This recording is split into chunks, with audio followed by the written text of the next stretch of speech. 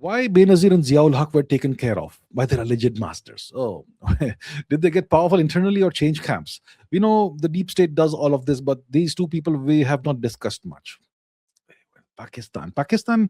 I don't really discuss Pakistan. See, yesterday I did another show yesterday, Ask Abhijit, right? And some people were asking me, what do you think about this person? What do you think about that person? And my answer was that I don't discuss random people like some newsreader. Okay, I don't discuss newsreaders and some what YouTube content creators who read out of teleprompters. I don't discuss them. I will discuss world leaders. I'll discuss Vladimir Putin, Xi Jinping, Narendra Modi, Donald Trump. I'll discuss Elon Musk. I'll discuss people of that stature. So the same principle applies here. Who is Ziaul? Who was Ziaul Haq? Who was Benazir? What were they? They were simply puppets, sock puppets. The real power was something else.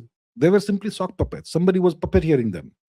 So that's why I don't really discuss these people, because they were not that important. But since you've asked, since these are now historical figures, so let me discuss them. Ziaul Haq, well, he got on a plane. He got on an aircraft with the US ambassador, whose name was Arnold Raffel, I think. Raffel, whatever the hell the pronunciation is. And there was some crates of mangoes on the plane. And one of those crates exploded and the plane blew up. And Ziaul Haq sadly perished, and so did the US ambassador. Sadly perished. So that's what happened to Ziaul Haq.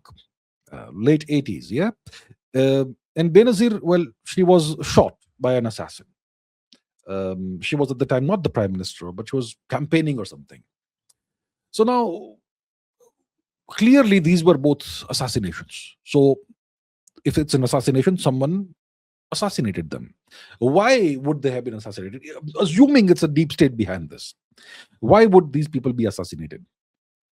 Well, you assassinate, if you are the deep state, you assassinate somebody if they become inconvenient. Or how can somebody become inconvenient?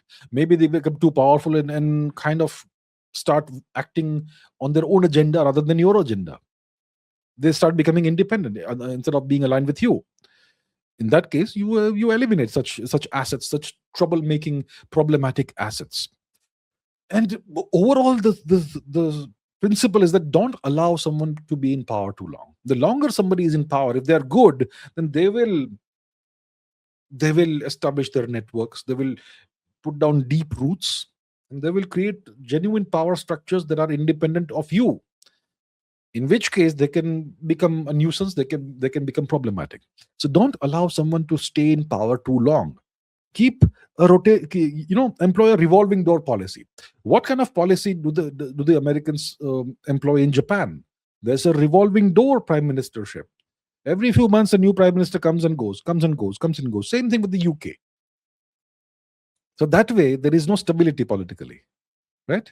But that doesn't. So Japan and the UK are technically democracies. So that's what they do. They do with democracies.